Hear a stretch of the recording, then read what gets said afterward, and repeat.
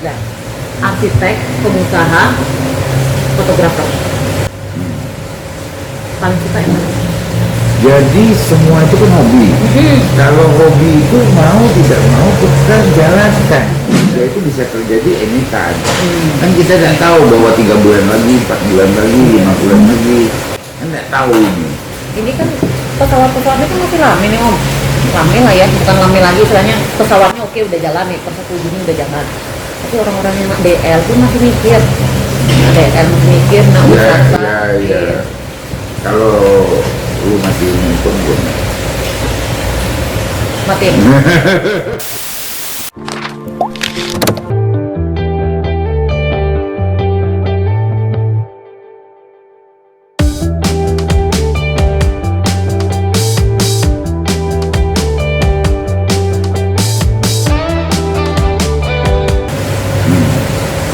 Paling suka yang mana? Jadi semua itu kan hobi. Kalau hobi itu mau tidak mau kita jalankan. Kita Iya. hobi kan. Bini kan disuruh pilih satu. Ini antara 3. Kalau misalnya di antara 3 ini yang wajibnya satu yang mana? Enggak, kalau suka boleh banyak. Oh. Kalau pilih memang mesti satu. Iya. Tetapi dalam hobi kita tidak usah milih. Oh, Jadi kita sukanya aja semua. Nah persoalannya pada saat kita melakukan sesuatu, lakukanlah apa yang Anda suka. Satu. Lakukanlah apa yang Anda bisa. Lakukanlah apa yang Anda mau. Jadi 3-3-nya ya udah Terakhir disukai. yang mampu. Nah, 3-3 ini masih berjalan seiringan sampai hari ini. Seiringan. Jadi sebenarnya kesukaan akan fotografi awalnya adalah ketidakmampuan mewujudkan apa yang kita sudah bisa, sehingga kita bagus gitu. Akhirnya aku paksakan diri belajar fotografi. Awalnya itu, jadi aku ada proyek, kemudian ambil ini, tolong dong fotoin yang bagus. Nggak ada fotografer yang mampu pada saat itu. Ekspektasinya nggak ini kan. Akhirnya kita kemudian kebutuhan akan DBG butuh foto dan akhirnya kita beli foto, beli kamera, kita kuasai lah kamera itu. Nah, kemudian apalagi Kalau foto, arsitek, kalau arsitek fotografer dulu harus dikulik dulu habis baru nanti pindah satu-satu. Fotografer suka fotonya visualnya itu apa nih? Landscape atau wanita? kalau fotografer itu penting tadi mewujudkan apa yang kita sebagai dokumentasi dulu. Iya. Kemudian pada saat kita menguasai kamera, kita akan berusaha memaksimalkan kamera. Ternyata kamera itu bisa menampilkan lebih indah dari aslinya. Oh, kan ada orang-orang tertentu itu kan sukanya misalnya, oh saya suka cuma di Instagram saya segala macam fotonya cuma perempuan aja yang cantik-cantik gitu atau hanya Jadi yang paling gampang belajar fotografi ya motret itu motret karena paling menarik. Tapi habis itu dia tidak cukup hanya itu, mulai bosen, itu mulai lari ke landscape, lari ke makro, cuma makro tidak suka, landscape termasuk tidak terlalu suka. Jadi aku lebih suka sekarang ke human interest atau foto portrait, foto wajah. Tidak selalu harus perempuan, jadi nenek-nenek atau kakek, kemudian kehidupan biasa-biasa. nanti kita akan melihat di Instagramnya Om Hongkili. Oh, Instagramnya iya. Hongkili ya. Jadi aku punya foto yang dapat appreciate dari Italia itu foto human interest 4 orang anak di dalam satu frame kotak. Nah itu Nama Instagramnya tadi Hongkili. Ya, Hongkili. Hongkili ya. Oke, nanti kita pakai underscore ya. underscore. Oh, kalau wanita itu cantik atau seksi? 5. Cantik lah. Cantik, tapi nggak seksi. Ya kalau cantik, everything buat cantik itu satunya pasti seksi. Kalau seksi belum tentu cantik. Tapi kan bisa dibedak ya. Nah iya sudah, ya sudah itu kan cuma bolak-balik aja, bolak-balik gitu, dan nggak bisa. Judulnya tetap cantik. Ada satu kategori seksi, dan kalau dalam dunia fotografi apapun dia yang bisa kita tonjolkan, misalnya hidungnya mancung, ya kan kita akan cari sudut bagaimana menonjolkan hidung mancung itu, rambutnya yang bagus, ya whatever lah. Terakhir hunting kapan Om? Iya. Terakhir kalinya hunting foto-foto. Udah lama. Udah lama. Aku kamera aja Ini sekarang ini dapat. karena lockdown virus juga kayaknya. Enggak Enggak ada. karena kamera aja tidak punya, nggak dipakai karena rusak. Oh, Rusak karena tidak dipakai. Jadi 2 tahun. 2 tahun. Selama ini cuma motret-motret. Pakai handphone aja berarti. Nah, kita menuju ke arsitek. Ini enak kalau ini jadi skillnya banyak ya. Kalau arsitek sudah karyanya apa aja? Jadi kalau arsitek itu kan sudah cita-cita dari kelas 2 SD, kelas 5 SD. Waktu kuliah mau pilih jurusan hanya ngambil arsitektur, tidak akan pilih yang lain. Jadi kuliahnya memang kuliah arsitek ya? Jadi waktu itu kalau nggak ada di universitas mana ya ambil arsitektur, nggak mau yang lain. Ya gitu. Jadi, Nah, terus karyanya iya. saya ini lebih banyak ke urban ya sebetulnya. Gimana kalau misalnya satu kota kita bikin apa supaya dia tetap bisa. Nah, jadi waktu itu macam-macam lah. Kalau di Jakarta tuh proyek-proyeknya dengan interior, kemudian mendesain rumah sakit di Makassar, kemudian ikut di dokter umum Solo, kemudian kalau di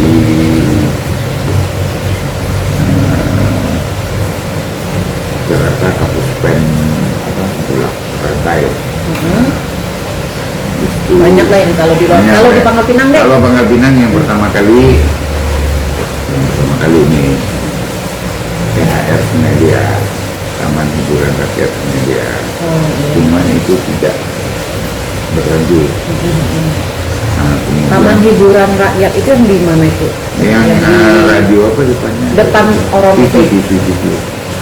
Depan Orom. Depan Orom ya? Tapi proyek pertamanya di sini RSBP. RSBP. Jadi RSBP itu dari nol, nggak ada duit, nggak ada apa-apa lah. Iya. Nah, kita pikirin mau diapain. Nah, karena ini terlalu besar, saya bilang kita bagi 2, rumah sakit dan lahan kosong. Jadi makanya itu rumah sakitnya dipindahkan menghadap ke dalam karena kalau dia ngadep jalan akan terganggu dengan traffic ini. RSBT ini kan kalau bukan yang rumah sakit yang baru ya, rumah sakit RSBT yang lama ini kan jalannya memang depan bisa, belakang bisa ya. Oh dulu kalau masih ada hanya depan hanya depan doang. dan samping. Saya lahirnya tahun berapa Om? Ya whatever lah. Jadi selain rumah sakit apalagi nih Om? Rumah sakit Baktiwara. Oh Baktiwara juga. Baktiwara. Kemudian Tanjung Bunga kompleks.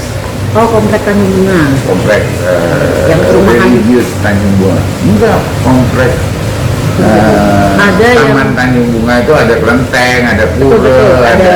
Ada wihara segala macam di situ ya. Itu sebetulnya master plan-nya sudah selesai.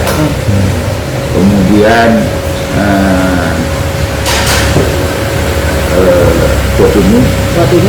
Nah ini katanya yang paling terkenal nih karya dari Om Hili. Kemudian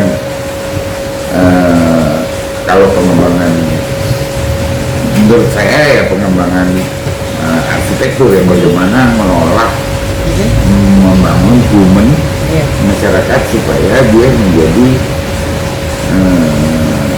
lebih berada kan gitu, lebih berada dalam arti kata ya bukan masalah ekonomi dan sebagainya, ekonomi itu kampung gedong. Kemudian Trans Bali itu juga bagus di Batu Betumpang. Saya sering dengar. Jadi waktu itu kan kita ngembangin Bali. Iya. Orang nanya, nanti kok ngembangin Bali? Saya mau ada kata-kata Bali di Bang. karena work itu penting sekarang. Jadi kalau orang cari ketik di Google Bali, dia dapatnya Bangka bisa ikut dapat. Bisa dapat ini numpang ini Iya benar. karena memang kadang-kadang orang luar itu ketika ngetik Bangka itu orang misalnya dari Amerika sebenarnya nggak tahu, tahunya Bali ya. Tapi gitu ya. saya tidak setuju menjadikan Bangka Bali kedua karena tidak ada masuk akal. Ya Bali ya Bangka Bangka ya tidak Bangka. bisa dibalik-balik. Tetapi tidak ada masalah kalau kita mencuri word Bali ada di Bangka. Ini kan punya hotel Suswell. Arsiteknya siapa sendiri atau Ya kita ada tim. ada tim? Tapi kan aku bilang sama si ini nggak ada boleh ngakuin yang saya. Enggak lah, tim. Jadi kalau mengajukan mereka ingin ikut sayembara boleh tidak boleh, ya udah pakai nama kamu aja, jadi gitu. Kalau Latrase ini sendiri, ini konsepnya Om Hungki semua.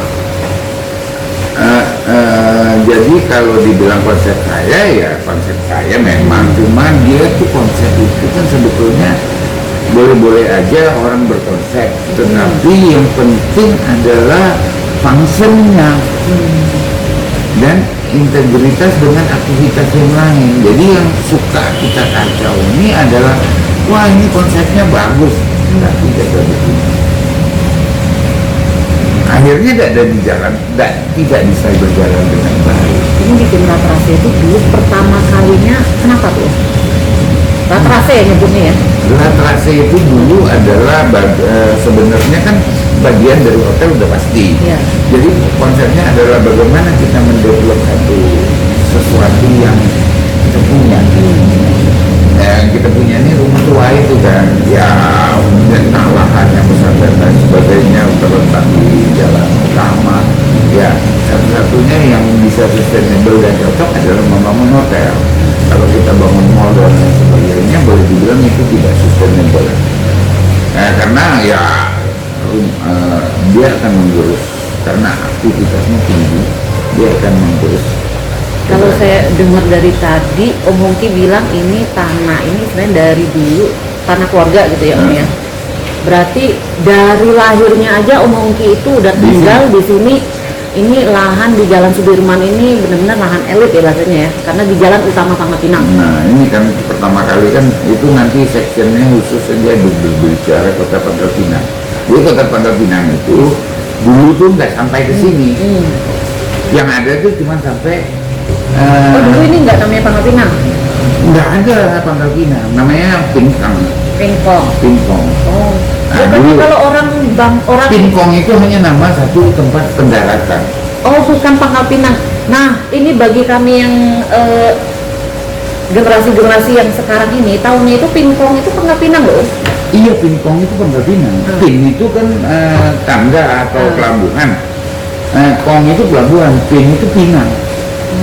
Jadi kan nama itu muncul daripada satu apa sih ciri khas dari satu itu kan orang merapat ya aku ikut di pohon pinang, setiap hari dia ikut kapal itu di pohon pinang, mungkin ya ceritanya zaman dulu sehingga terkenalah itu namanya Pinkong. Kong itu kan pelabuhan, Pin itu ya Pinang.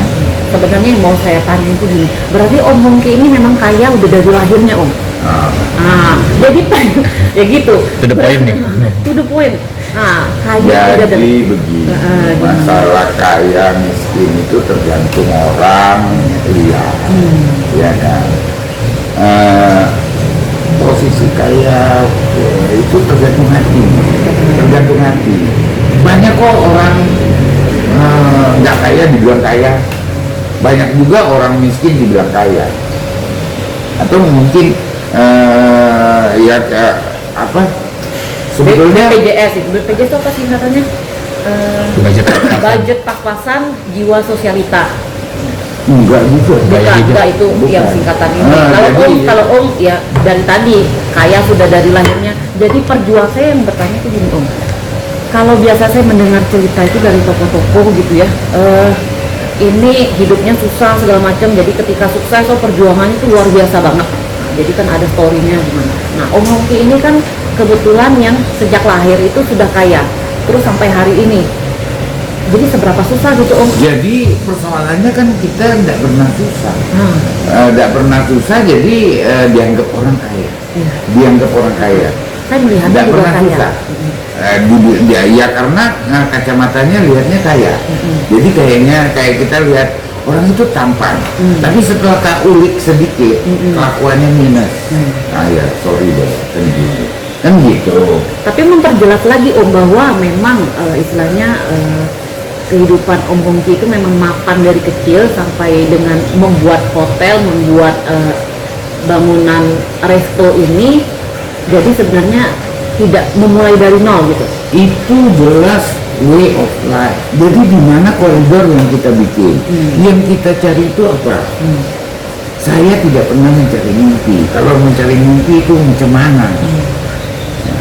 Jadi yang kita kejar itu sebetulnya hanya tujuan, bukan mimpi. Tujuan ke apa? Jadi tujuan Om Hongki apa itu? Nah, tujuanku adalah menjadi orang yang berguna. Minimal untuk diri sendiri, untuk keluarga, dan untuk orang lain kalau bisa. Jadi yang dipikirkan cuma begitu. Jadi kalau kau bilang bahwa ini suatu karena kaya, jelas tidak. Banyak orang kaya juga belum tentu bisa. Atau orang yang nggak ada apa-apa juga dia bisa mampu lebih berbuat. Kenapa? Karena dia mau berbuat. Kalau kalian mungkin cuma mikir, tidak pernah berbuat. Berbuat Om. Iya misalnya begitu. Ya siap. Kayak kalian tuh Iya. Jadi do something better dan itu daripada nunggu atau mengharapkan sesuatu kekayaan yang datang dan Ya di samping lah. Om, ini pengusaha ya tadi, fotografer sudah, arsitek sudah, pengusaha. Usahanya apa aja sih sebenarnya Om? Yang memang kita ketahui kan memang resto sama hotel. Nah selain itu di belakang-belakangnya itu usaha apa lagi Om sebenarnya? Yang mungkin kami nggak tahu. saya kan yang belakang yang lain mah konsultan, tapi ya itu kan tidak setiap bulan ada kerjaan. Yang itu Om, yang batik kampung kata. Oh, batik kampung kata karena itu kan ya kerjaan rumah, ya istilahnya kan di industri kecil lah itu. Dan itu jelas-jelas karena ada, jadi karena ada apa kita bikin sesuatu yang mendukung itu aja. Jadi sekarang kegiatan Om Hongki setiap harinya apa aja? Enggak ada. Oh enak ya. Maka itu kalau orang bilang saya sibuk, rasanya bohong lah, bohong. Kalau di Jakarta kan karena aku tidak ada melakukan aktivitas hari-hari ya. Kalau hari-hari ya semua ada orangnya kan gitu kan. Tidak pernah lah ngambil job yang satu harus dilakukan setiap hari. Dari dulu juga begitu, jadi otomatis nggak ada kegiatan yang membuat sibuk. Iya kan? Jadi lebih banyak nongkrong, ngopi di sini mungkin ada tamu. Iya, paling-paling ada tamu datang ya kan. Kalau kita tidak mau ketemu ya sudah, tidak mau ketemu gitu kan. Ini mungkin penasarannya kami, Om Hongki tertarik untuk ke politik nggak sih? Enggak. Enggak. Sama sekali enggak. 1000% enggak. Kenapa? Karena berbuat itu nggak selalu harus politik dulu. Malah di politik Anda tidak bisa berbuat apa-apa, cuman ya berbicara. Oke, titik terendah Om Hongki itu kapan Om? Sebetulnya sekarang. Iya, kenapa Om? Karena ujungnya atasnya ada tinggi. Kalau dulu mungkin ujungnya tidak tinggi ya. Sekarang ujungnya tinggi, jadi paling rendah sekarang. Gitu. Nah itulah yang aku bilang bahwa apa yang Kak bilang kekayaan itu bukan sesuatu, itu hanya akibat dari satu perbuatan yang kita harapkan berdampak baik untuk semua. Kalau titik tersuksesnya kapan Om? Dia nggak Tuh gimana kita bisa ngomong orang yang mata sipit kulit putih ngomong sama 15.000 ngantri seluruh rumah. Iya kan, itu luar biasa. Bocorannya Om Hongki ini mualaf ya Om ya? Nah iya, itu luar biasa. Ke depannya Om mau ngapain lagi? Atau dia menikmati hidup? Sudah. Jadi ya kan kita ini berproses dalam arti kata ya saling ditumpangi lah. Jadi kerjaan ini kan kerjaan sudah ada dan lain sebagainya, dan dia akan eksis terus. Kemudian ya kita supporting. Jadi apa sih yang penting sekarang? Yang penting sekarang nih adalah bagaimana meng-online-kan semuanya, termasuk pariwisata Batak. Tetapi supaya dia jalannya lurus, basicnya harus jelas.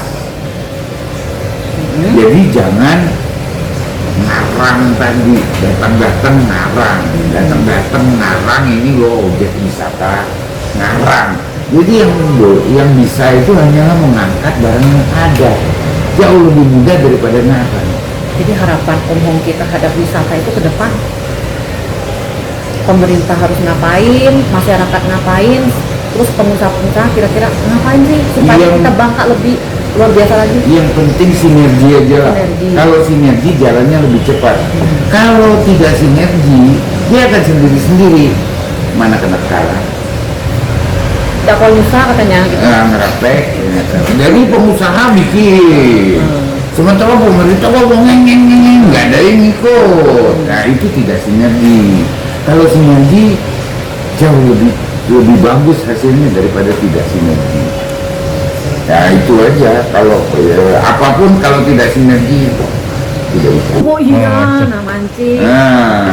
Jadi ini ada hobi baru atau hobi lama Om? Enggak. Jadi semua hobi mulai dari apapun itu targetnya satu adalah pengembangan pariwisata. Jadi saya masuk ke Bangka, yang saya lihat adalah apa sih tentang pariwisata Bangka. Ya kan? Oh, pariwisata Bangka perlu identitas. Maka itu kita periksa rumah Bangka ada nggak identitasnya. Ternyata ada. Ujung-ujungnya sampai rumah Dewi. Ya lah, lihat ke Debus, ke Mentok, sampai ke ujung Belitung. Maka itu selalu bicara perdalamlah sampai ujung lautan, ujung daratan. Perdalam di luar. Jangan ujung-ujung kita pergi ke London, pergi ke Malaysia untuk menggali sejarah Bangka. Nggak ketemu. Itu banyak terjadi, bukannya ada. Karena memang sejarah sama kultur kita ya di sini. Setelah kita ketemu, kita keliling Bangka dengan beberapa profesor yang sekarang notabene sudah profesor, Johannes Widodo, Purnama, Abang Binawan, Basuki, itu sekarang udah S3 semua, dan kita menemukan ciri-ciri. Cuma ciri-ciri itu bukan menjadi adat, karena dia ada tradisi keadat. Tradisi keadat itu perlu pengakuan satu lembaga yang kuat, tapi bukan lembaga abal-abal. Dia harus betul-betul lembaga yang kuat. Saya kapset karena kita tadi itu ngomong memancing. Jadi kan begini, itu satu arsitek, fotografi juga, bagaimana memunculkan foto-foto Bangka yang bagus. Yang ketiga adalah mancing. Mancing adalah aktivitas yang paling sederhana. Mereka pun tidak pusing-pusing mau seberapa susah sampai ke tujuan. Yang penting ada yang dipancing. Jadi maka itu pertama kali ku bikin lomba mancing adalah di Sungai Selang, memperebutkan piala Putu Sutowo, dan itu keluar headline di Bangka Post. Nah, cari pulang ke foto. Jadi keluar headline di Bangka Post, itu janji publik kita akan bikin lomba mancing, memperebutkan piala Putu Sutowo. Tadi pas saya datang ke sini pertama, Om Hongki itu cerita habis ini mau beli kapal ya Om? Jadi terus jangan dulu buru-buru beli kapal. Dulu aku udah punya kapal, aku punya kapal. Kapal itu punya Jadi kesenangan beli kapal itu adalah pada saat beli, kemudian pada saat jual di tengah-tengah mampus. Oh iya. Biasa senang itu kalau udah beli sesuatu minggu pertama weekend pergi om, minggu kedua pergi Ya sebulan. makanya tidak ada mau buru-buru. Memang pengen apa ya senang aja, cuman ya tidak ada. Mancing itu mahal nggak om? Sangat mahal. Sangat mahal karena memang bagi orang-orang tertentu katanya memancing ini aktivitasnya orang-orang yang berduit. Enggak Itu juga, gimana om? enggak juga. Pokoknya kan kita lihat paling atas sangat mahal. Iya kalau Yang bawahnya pakai sangat pancing murah. Iya. Sangat murah. Jadi mancing itu pertama kali ku mancing di belakang Bang Rapor itu pakai bambu. Oh. Beli benang cuma 2 meter, pakai odol, pasang gigi itu udah mancing. Itu pertama kali mancing. Nah, habis itu karena aku ini kan selalu penasaran, aku tingkatkan terus sampai akhirnya aku sempat jadi juara 2 nasional. Nah, berhenti dulu deh. Berhenti, tapi pergi ya untuk ya sekarang kurasa ya boleh-boleh aja lah kita kembangkan enggak saking gemes ngeliatnya orang tuh bikin itu tapi jumpalitan juga sampai bikin taman rekreasi aja ya elah dia orang Batak ini sensasi naik prosotan atau apa tuh sensasinya yang dibeli kan ternyata dia di kampung sensasi kayak gitu biasa jadi berenang itu pada saat dia lihat tempatnya bagus oke, besok pagi ya biasa karena di berenangnya nggak usah di sana lah tadi. Jadi orang Bangka butuhnya apa om? Ya aktivitas dia yang dipakai untuk sehingga dia mendapatkan nilai tambah dan orang lingkungan juga mendapat nilai tambah ya seperti saya bilang memancing tadi contohnya yang aku bilang itu dia nge-vlog tentang kayak tadi kan nge-vlog nih kayak orang mancing ada satu nelayan yang suka ikutin dia di YouTube dia pergi 2-3 jam dia punya ini kamera simpen kecil dia pakai itu kemudian dia pulang dia bercerita tentang dia mancing dan ikan yang besar. Akhirnya dia mempunyai teman yang banyak dan dia bisa jual umpan ke seluruh Indonesia. Jadi asal dia tidak mancing, dia bikin umpan, dia nge-vlog juga. Ini buat si ini loh, halo, dia bilang buat misalnya ini buat Vivi loh yang pesan, halo Vivi, apa kabar misalnya kan begitu. Ini buat siapa tuh di Bangka, halo dia. Nah itu luar biasa. Kabar terbarunya Om Hongki ini punya channel YouTube juga. Ini hari ini ceritanya kupas habis tentang Om Hongki. Seluruh aktivitasnya kita kupas habis. Nah sebenarnya sejak musim corona ini kan tidak ada kerjaan. Saya mulai menghidupkan komputer, memeriksa saya punya harddisk yang banyak. Ada yang udah crash, terpaksa kita sentuh dengan cara apapun, akhirnya dia selamat. Aduh, ini ceritanya panjang betul. Ya udah, mau diapain nih? Kalau mau cerita, ya udah. Jadi bikinlah YouTube yang nanti isinya foto-foto yang ada di harddisk itu, cuman. Tapi nanti ada yang baru, yang barunya kalau itu kan yang lama-lamanya, yang barunya nanti isi YouTube-nya Om Hongki apa? Ya ini ngobrol ini nanti kan akan banyak lagi ngobrol karena ngobrol ini. Jadi setiap hari tamu yang datang ke Rakrase selain bisa minum kopi di sini akan masuk YouTube Om Hongki. Nah, oke Om Hongki, terima kasih untuk ini sore ini kami dari Sonora FM Bangka bisa ngobrol banyak dan kupas habis semua tentang Om Hongki. Mungkin di next time kita akan berbicara untuk segmen lain, mungkin akan bercerita tentang Pangkal Pinang, bagaimana Om Hongki di masa kecil dan sebagainya.